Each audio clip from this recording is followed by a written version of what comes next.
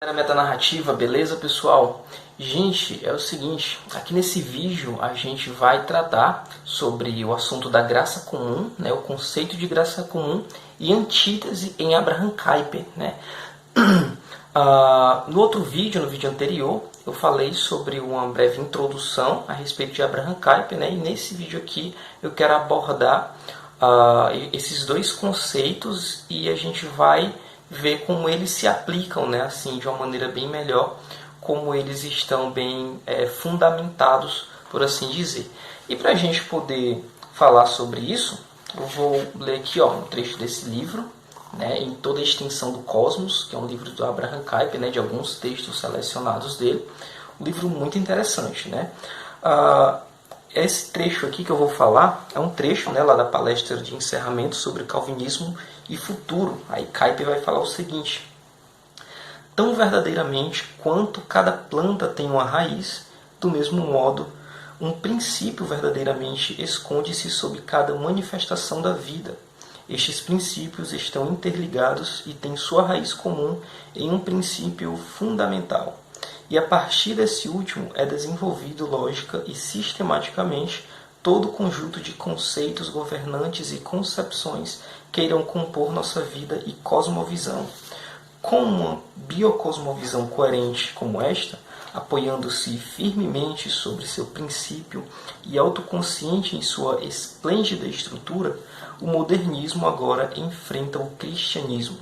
E contra este perigo mortal, vocês, cristãos, não podem defender com sucesso seu santuário, exceto colocando em oposição a tudo isso uma biocosmovisão própria de vocês, fundada tão firmemente sobre a base de seu próprio princípio, elaborada com a mesma clareza e brilhante em uma lógica igualmente consistente. Olha só, que massa, né, isso?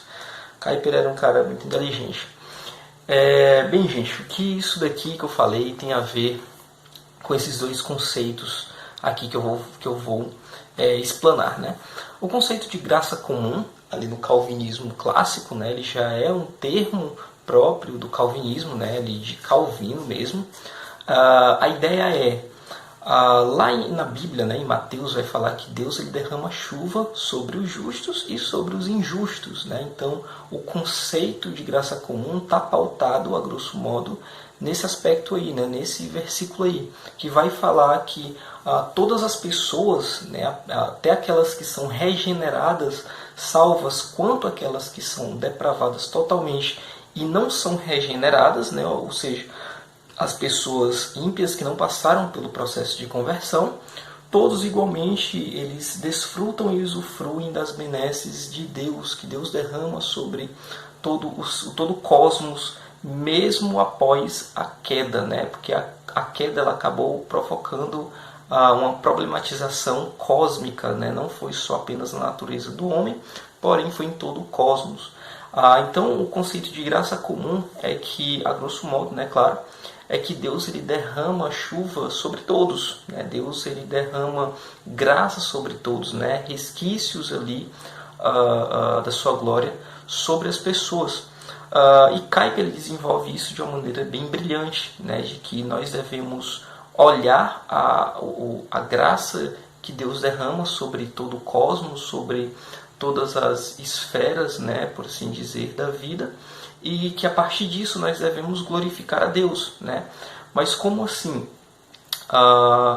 Por exemplo, uma pessoa que pinta, né, faz um quadro, um artista que é um cara ímpio, né, um cara que ele não é cristão, e ainda assim ele faz coisas que são belas, que são deslumbrantes, né? Então, assim, a partir do conceito de depravação total, da doutrina da depravação total, o homem de si só ou por si só, ele não pode produzir nada que seja bom, nada que seja encantador, algo que deslumbre os olhos. Então isso só pode ser produzido se não somente pela graça que Deus derrama sobre a criação, que é justamente a graça comum, algo que é bom, que emerge, né, que é produzido de algo que é ímpio, né, algo que é ruim. Então, assim, o homem ele é depravado, mas ainda assim, por conta da graça de Deus, ele acaba aqui produzindo ali pérolas, né? Algo que é realmente deslumbrante. E o que isso, né, e o que esse conceito da graça comum tem a ver também com esse outro, que é o da antítese, né?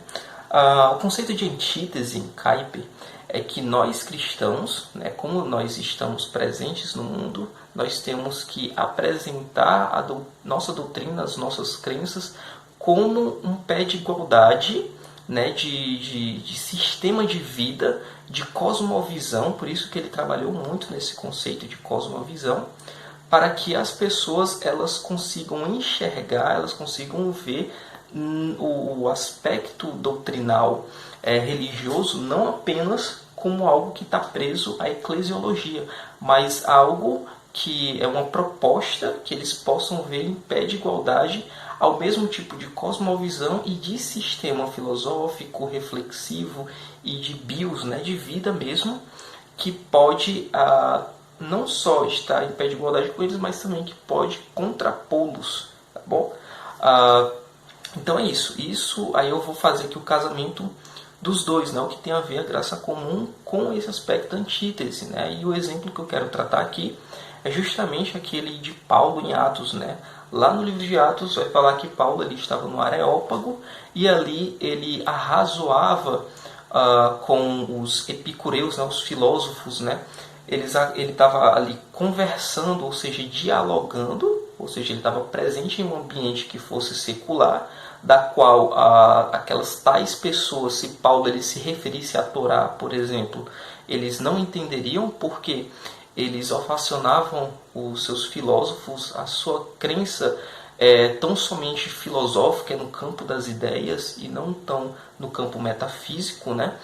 Então, assim, eles acabavam que não entendia se Paulo ele acabasse entrando em seu campo, né, em seu próprio campo, que é justamente da religião. Mas Paulo, como ele era um cara muito inteligente e ele sabia muito de filosofia também, ele se utilizou de filósofos que eles conheciam, né, de trechos de filósofos que eles conheciam, para poder ali dialogar com eles, né? Isso daí é justamente a questão da graça comum, né? Paulo se utilizou de uma ideia, de algo que fazia sentido, né?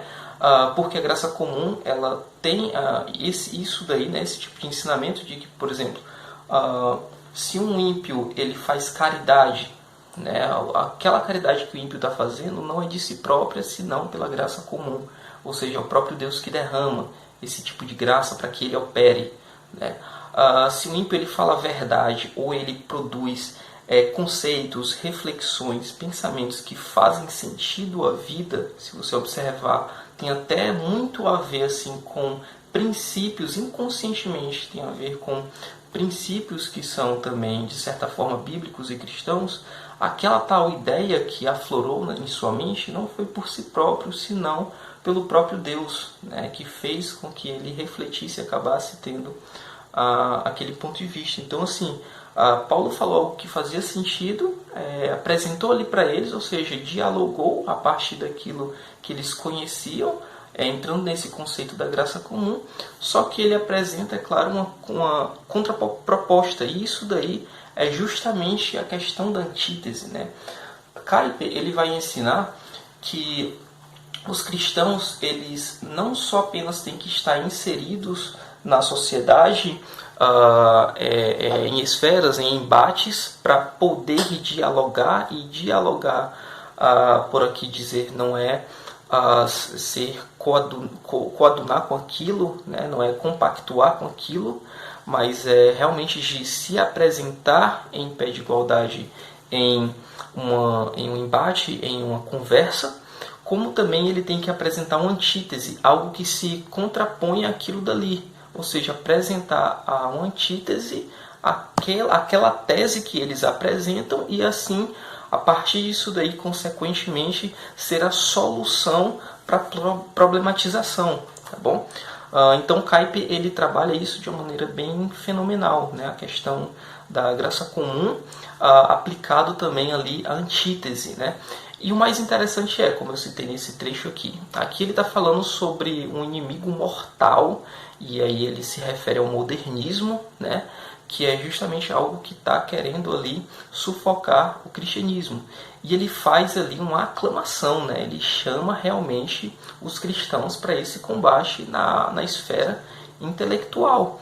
Então, assim, o modernismo naquela época era uma proposta que ela era tão somente cientificista, né? Ela descaracterizava ou ela trazia todas as coisas para o campo científico, né? Ela tornava as coisas um objeto de observação dentro de um campo científico, e nisso daí ela acabava que desconstruindo tudo que fosse trazido para aquele campo. Tanto é que as pessoas que elas dialogaram com o modernismo e elas compactuaram com o modernismo foram justamente os liberais, porque na medida ou no momento em que eles dialogaram e eles acabaram compactuando ou formando ali, de certa forma, um sectarismo, né? Uma mistura de ideias, tanto cristãs quanto secular, eles acabaram cedendo e assim eles foram sendo desconstruídos, né? E Kuyper,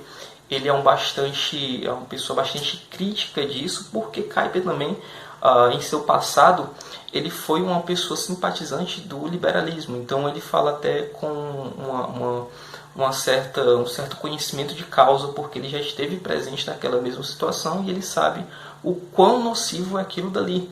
Então, assim, o modernismo ele visava secularizar o indivíduo. Então, qualquer tipo de pensamento filosófico que acabasse coadunando com o modernismo, que era algo que dominava aquela época ali, ele acabaria perdendo, sendo sufocado por esse modernismo, né?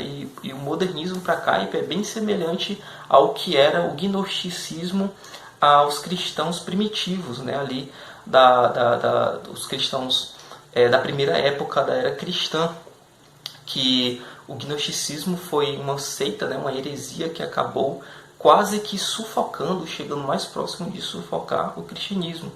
E para Kuyper, no seu tempo, o modernismo era bem semelhante a isso, né? Era algo que estava em um combate mortal, né? Ele fala muito isso aqui nesse livro. Estava em um combate mortal com o cristianismo, e aí ele chama, ele aclama, né? Ele faz com que os cristãos eles se despertem para isso. E mostrar que a doutrina cristã ela não é apenas um aspecto religioso que quer ali apresentar uma versão gospel para poder combater eles não, né? Ou para ficar falando, sei lá, tá repreendido, tá amarrado, essas coisas. Mas apresentar a doutrina cristã como um sistema de vida, um sistema de pensar, um sistema de refletir, de filosofar, que esteja em pé de igualdade com todas as outras cosmovisões, né? E aí vai entrar também um pouco do conceito da apologética pressuposicionalista, né? Kuyper ele falava que toda pessoa quando ia para um debate, principalmente um secularista, né, ele acabava não abrindo mão de suas crenças, de seus aspectos, daquilo que ele defendia. Então ele falava, olha, por mais que você prove por A mais B, de que você apresente lá as suas premissas, premissa 1, premissa 2 e conclusão, e aqui está a verdade, que é o certo, e eles observem, vejam, analisem, né, e tem uma conclusão de que realmente faz sentido aquilo, ainda assim eles não vão deixar a sua própria premissa, né? Eles não vão abraçar a sua. Então, assim, era tão somente pressuposicionalista aquilo que eles tinham. Eles traziam pressupostos para o debate. Ninguém era totalmente neutro no debate, né? Kuyper ele falava muito isso, de que as pessoas, né, os secularistas, eles não eram neutro em seus debates, eles tinham pressupostos.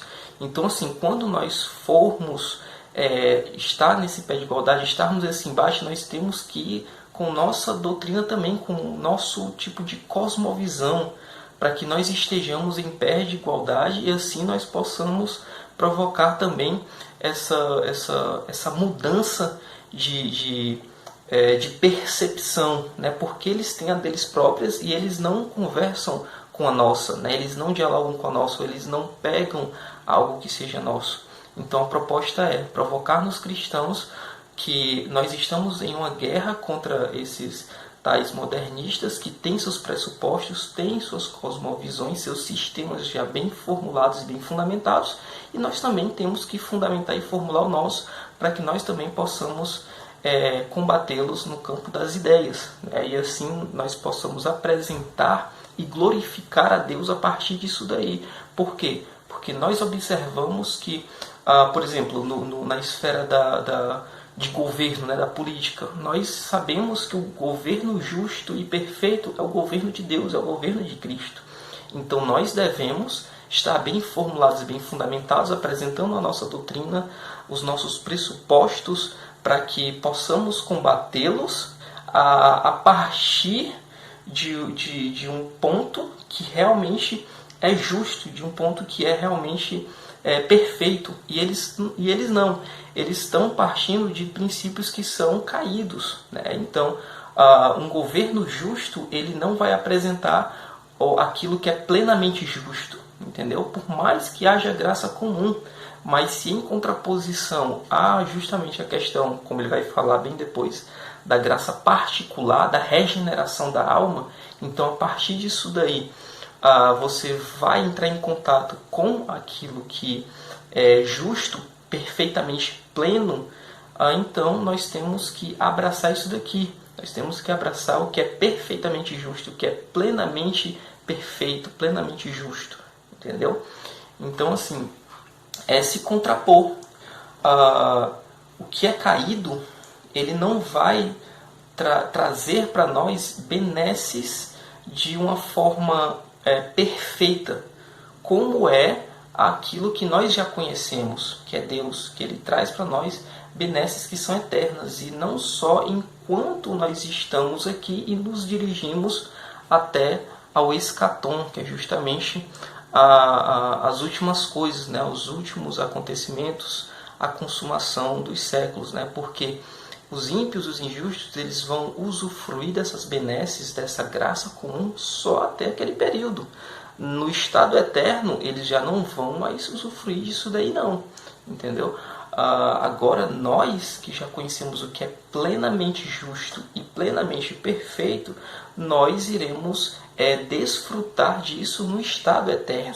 Então temos que apresentar essa outra proposta, né, para eles, apresentar para eles essa maneira de perceber, ou essa percepção de algo que é realmente justo, plenamente justo, e que nós devemos refletir e apresentar isso para eles como uma espécie de antítese para a tese que eles estão apresentando. Olha, o pensamento de vocês parte de algo que já é caído, o nosso parte de algo que já é perfeito, beleza? Então é isso, pessoal. Se vocês gostarem aí do vídeo, deem um like, né, compartilhe para o máximo de pessoas e se inscrevam aí no canal, valeu? Até a próxima!